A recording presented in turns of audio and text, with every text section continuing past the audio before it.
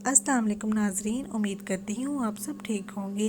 नाजरीन, आज मैं आपके लिए लाई हूँ बहुत अच्छी इंफॉर्मेशन। उम्मीद करती हूँ आपको ये बहुत अच्छी लगेगी।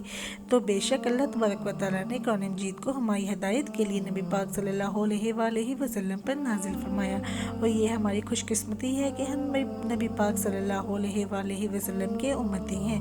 बेशक कुरान मजीद के बेशुमार फ़वाइद हैं, लेकिन आज मैं आप लोगों के साथ कुरान मजीद की चंद सूरतों के फ़वाइद शेयर करने वाली हूँ। और इससे पहले आप लोगों से रिक्वेस्ट है कि अगर आप लोग मेरे चैनल पर नए हैं तो इस चैनल को सब्सक्राइब कर दीजिए, बेल के आइकन को प्रेस कर दीजिए, ताकि हमारी हर आने वाली नई वीडियो का नोटिफिकेशन सबसे पहले आपको मिल सके। तो फिर शुरू करते हैं आज की वीडियो।